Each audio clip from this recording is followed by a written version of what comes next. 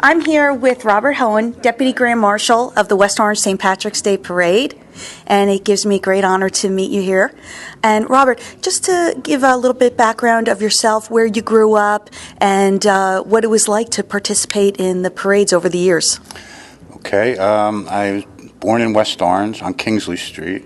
I went to St. John's Grammar School in Orange, which is probably where I first got to know who St. Patrick was. There was a very pretty stained glass window on the side aisle that, by reputation, Archbishop Boland had looked at. I'm not sure if that's true. And our parade is dedicated to Archbishop Boland. Back in, it was the last parade that he actually viewed over in 1979 before his passing. Okay, good.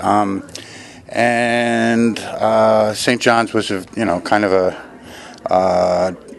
unique experience because of the brothers, and then after that I went to the Valley, related to Valley High School, which was pretty much a continuation of St. John's. The St. Patrick's Day Parade stuff was probably the first time I went from the Valley, and sort of got interested in it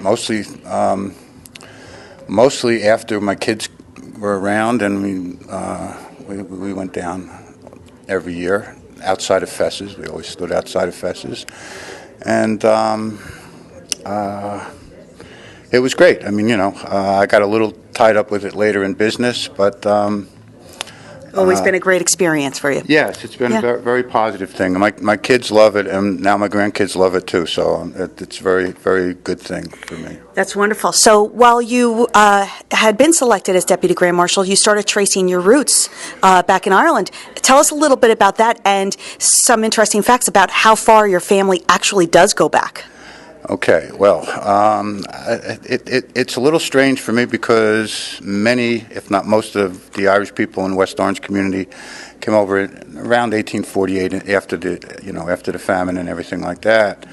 And my father's family, who was German, came over around the same time. Got to know a lot of Irish people in downtown Newark and later in Vailsburg. My mother's family, she grew up in Detroit, but her family was basically from Western Kentucky, and 3 of her 4 grandparents were from a group of people called the Maryland Catholic League, which was a group of families that bonded together about 1785 to move to Western Kentucky. That is before Kentucky was a state. And looking back on some of that stuff, one of my great-grandmothers, I'm not quite sure which grader it was, grew up in a place called Flaherty, Western Kentucky, right near what is now Fort Knox. And it was an extremely active Scots-Irish Catholic community very early in the history of Kentucky. So, and most of them go back to Maryland. And Maryland was, of course, the only, it's where all the Catholics came. And, right.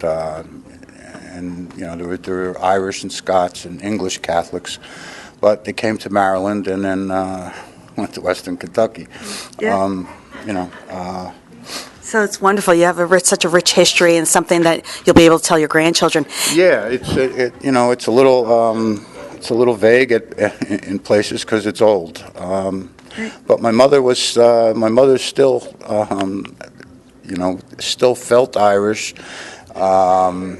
and was culturally Irish. My grandmother played a fiddle. So. Yeah.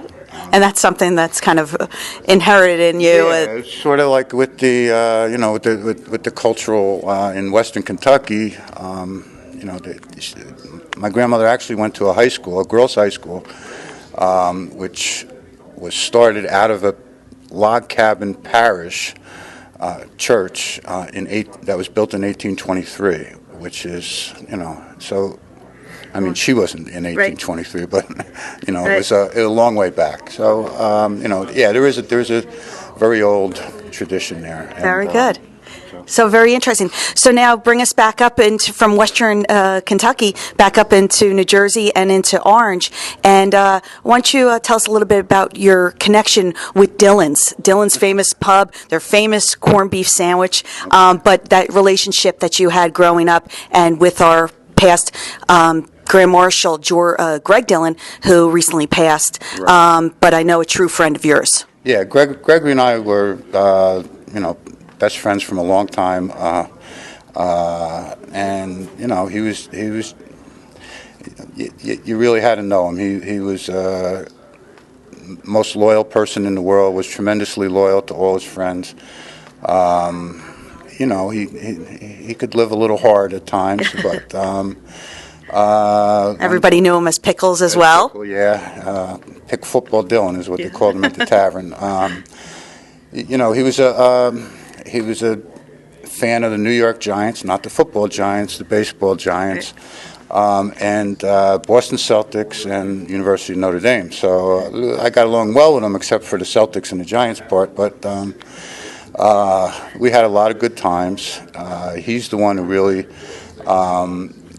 Through his business, wrapped up a whole group of us in the parade, and walking down the street this year, he will be in my heart, and it's good memories. It's good memories, not for his whole family and my whole family. We've got interconnections all over. So. Absolutely. The Dillon family is such an integral part of this parade as well. And we are so proud to have you leading our parade up as a Deputy Grand Marshal. And we wish you all the best, blessings to you, and a happy St. Patrick's Day. Thank you very much. I appreciate it. Thank you.